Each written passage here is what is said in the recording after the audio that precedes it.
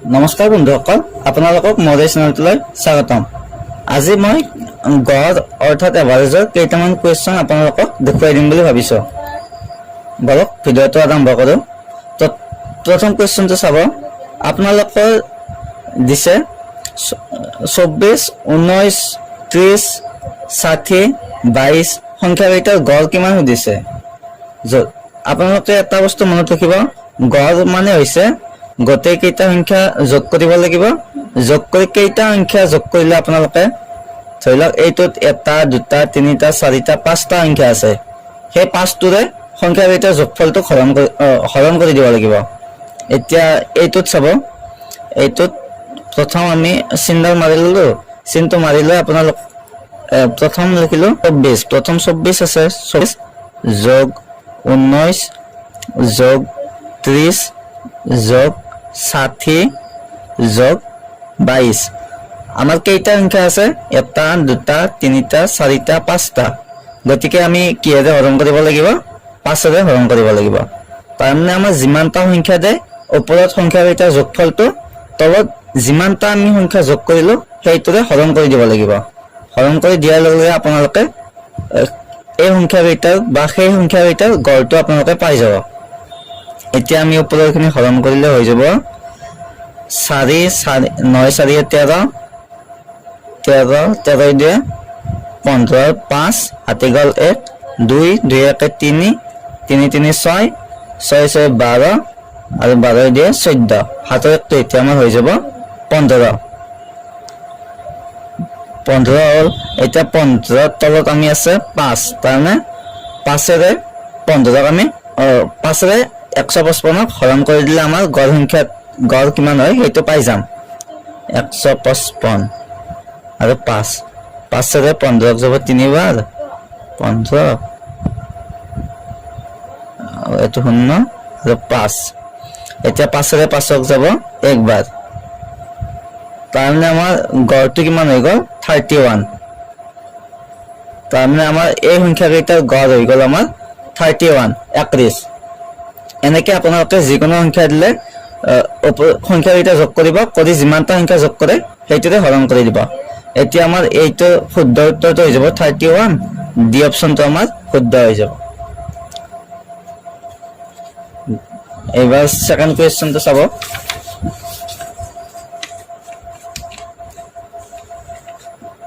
এবাৰ চাব ছেকেণ্ড কুৱেশ্যনটো আহিছ। ইয়াত দিছে আপোনালোকৰ কি 300 যোগ 300 দিছে, 600 দিছে, 900 দিছে, 1200 দিছে, 1500 দিছে। এই সংখ্যাকেইটাৰ গড় সুধিছে। গতিকে আমি প্ৰথম সংখ্যাকেইটা যোগ কৰি দিম।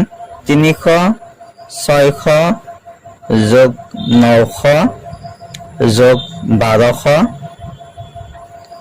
যোগ 1500। ইয়াত কিমানটা সংখ্যা দিছে? 1, 2, 3, 4, 5। গতিকে আমি কিহেৰে হৰণ কৰিব লাগিব? এইটোক 1, 2, 3, 4, 5, 5ৰে হৰণ কৰিব লাগিব। এতিয়া চাব, এইটো যদি আমি যোগ কৰিব যাওঁ অলপ ডাঙৰ হৈ যায়, সংখ্যাকেইটা অলপ ডাঙৰ হৈ যায়। গতিকে আমি ইয়াক অলপ সহজভাৱে কৰিব পাৰোঁ। আমি 300টো যদি আমি কমন লৈ দিওঁ, 300টো কমন লৈ দিলে ইয়াত আমাৰ কি হৈ যাব? 1 হৈ যাব। তাৰমানে 300ক 300ৰে 1 বাৰ যাব আৰু 600ক আমাৰ ইয়াতে 2 হৈ যাব আৰু ইয়াত 3 হৈ যাব। 1200ক 300ৰে 4, 3 গুণ 12, ইয়াত 4 হৈ যাব আৰু 5, 3 গুণ 15, এইটো 5 হৈ যাব। ইয়াত আমি তলত কি দি দিলো? 5। এতিয়া চাব 300 দিলো আৰু এইকেইটা গোটেইকেইটা যোগ কৰিলে কিমান হ'ব? ব্ৰেকেট মানে পূৰণ। আমি 1, 2, 3, 3, 3, 6, 6, 4, 10, 10 পাছে আমাৰ হৈ যাব 15 আৰু তলত হৈ যাব আমাৰ 5। এতিয়া 5ৰে 15ক আমি কাটি দিব পাৰোঁ। 5ৰে 15ক যাব 3 বাৰ। গতিকে আমাৰ চাওক অতি সহজতে আমাৰ উত্তৰটো লৈ গ'ল। আমি যদি এইকেইটা যোগ কৰিব গ'লো হয় 3, 9 এনেকে অলপ ডাঙৰ হৈ গ'ল হয়। এতিয়া চাওক 3, 3 গুণ 9, তাৰমানে আমাৰ গড় অৰ্থাৎ এভাৰেজ আমাৰ কিমান ওলাই গ'ল? এইকেইটা সংখ্যা 900 ওলাই গ'ল। গতিকে আমাৰ 900টো কিমান অপশ্যনত আছে চাই লওঁ। চি অপশ্যনটো আমাৰ 900 আছে। গতিকে আমাৰ চি অপশ্যনটো শুদ্ধ হৈ যাব, ৰাইট হৈ যাব। এনেকৈ আপোনালোকে কুৱেশ্যনবিলাক চাই কেনেদৰে আপোনালোকে কম সময়তে উত্তৰটো উলিয়াব পাৰে সেইটো চাব লাগে। যদি আপোনালোকে যোগ কৰিলে হয় তেতিয়াও 900 ওলালে হয়, কিন্তু আমাৰ সময়টো অলপ বেছি লাগিলে। ইয়াত এইটো চাব আৰু 12, 10, 2k তাৰমানে 2k 6, 9, 15 এইকেইটা সংখ্যাৰ গড় আমাক কিমান দিছে 10 হলে কেৰ মান কিমান হ'ব উলিয়াব দিছে। তাৰমানে চাব আমি গড়টোতো জানো, গোটেইকেইটা সংখ্যা যোগ কৰি দিব লাগিব। যোগ কৰি যিমানটা আমি সংখ্যা হৰণ কৰো সেইটো আমাৰ গড় হৈ যাব। ইয়াত আমাৰ সংখ্যা কেইটা কি দিছে 12 প্লাছ 10 প্লাছ এইটো 2k প্লাছ 6 প্লাছ 9 প্লাছ 15 কেইটা সংখ্যা আমি যোগ কৰিলো চাওক 1 2 3 4 5 6টা হলে আমি তলত 6 ৰে হৰণ কৰি দিব লাগিব।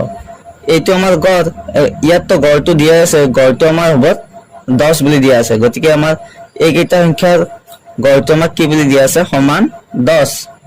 এতিয়া আমি কি কৰিব লাগিব, এতিয়া আমাক k টোৰ মান দিছে k, তাৰমানে ইয়াত থকা k টোৰ মান কিমান হ'ব সুধিছে। এতিয়া আমি এইটো ওপৰৰ কেইটা যোগ কৰি দিওঁ।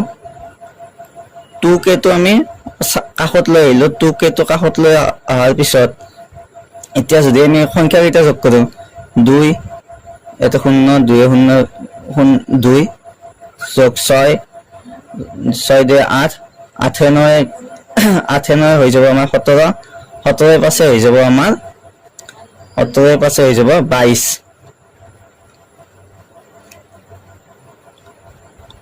17 পাছে হৈ যাব 22 22ৰ 2 1 2 3 3 2 হৈ যাব 5। এতিয়া চাব তলত আমাৰ কি আছে 6, এতিয়া কাষত দেখি 10।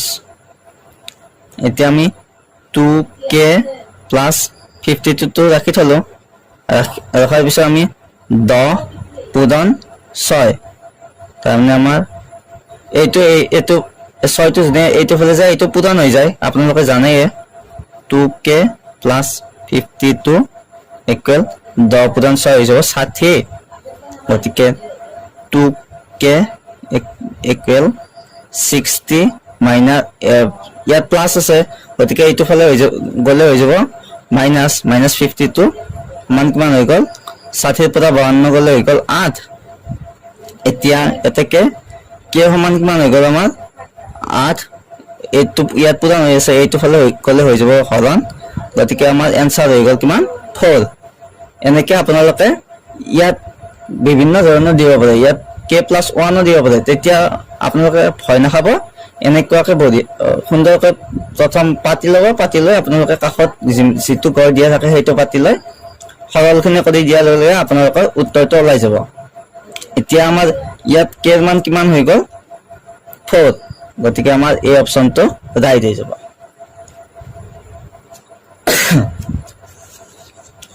এতিয়া চাব এইটো চাব, এইটো কি দিছে, এইটো দিছে চাব ক্ৰমিক 4টা সংখ্যাৰ গড় 7.5 হলে ডাঙৰ সংখ্যাটো কিমান দিছে। এনেকুৱা ধৰণৰ অলপ কনফিউজ লগা কুৱেশ্যন আপোনালোকৰ এক্সামত আহিব পাৰে। ক্ৰমিক সংখ্যা মানে কি, ধৰি লওক আমি এটা সংখ্যা ধৰিছো x, এতিয়া পিছৰটো কি হৈ যাব, ধৰি লওক আমাৰ প্ৰথম সংখ্যাটো আমি এনে ধৰি লৈছো 2, 2ৰ পিছতটো কি হৈ যাব 3, ক্ৰমিক মানে আমাৰ চিৰিয়েলত থকা 2ৰ পিছতটো হৈ যাব 3, 3 মানে কি 2 প্লাছ 1 হৈ গ'ল, গতিকে আমি যদি প্ৰথমটো যদি x ধৰো তাৰে পিছৰটো কি হৈ যাব অট'মেটিক্যালি x প্লাছ 1 হৈ যাব।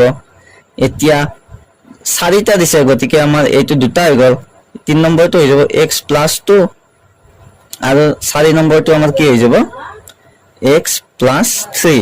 এইকেইটা সংখ্যাৰ গড় কি বুলি দিয়া আছে 7.5। এতিয়া আমি আগৰটো নিচিনাকৈ পাতি লওঁ, আমি যদি গড় উলিয়াব লাগে x প্লাছ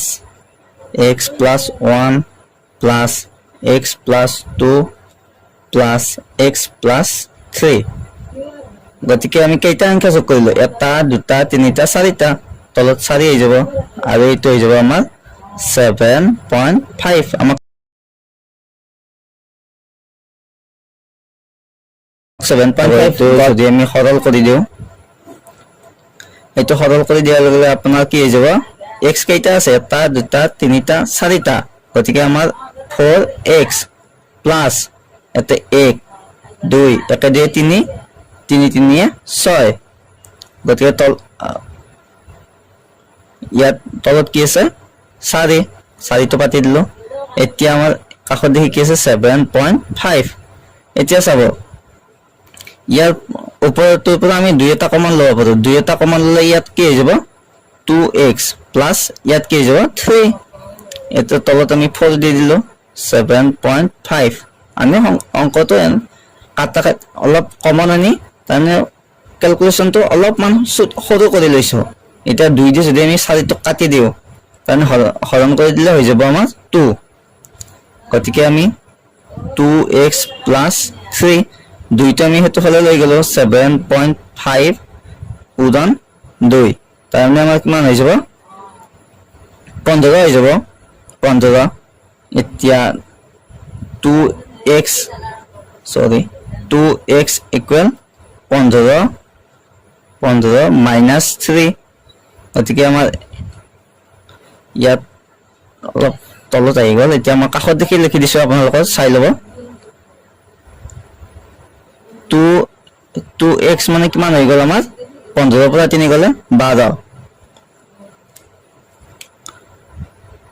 এতিয়া x ৰ মান কিমান হৈ গল আমাৰ x equal 12 divided by 2 সমান 6 এতিয়া আমি x ৰ মানটো পাই গলো কিমান পাই গলো আমি 6 কিন্তু 6 কিন্তু এইটো आंसर নহয় চাওক আমাক কি হদিছে ডাঙৰ সংখ্যাটো হদিছে গতিকে আমাৰ ডাঙৰ সংখ্যাটো কি আছিল 6 plus x plus 3 গতিকে আমাৰ x ৰ মান কি আহি গল 6 তাৰপিছত প্লাস আৰু 3 গতিকে আমাৰ आंसर কি হৈ যাব 6 plus 3 equal 9 গতিকে আমাৰ c টো শুদ্ধ হৈ যাব এতিয়া নেক্সট চাব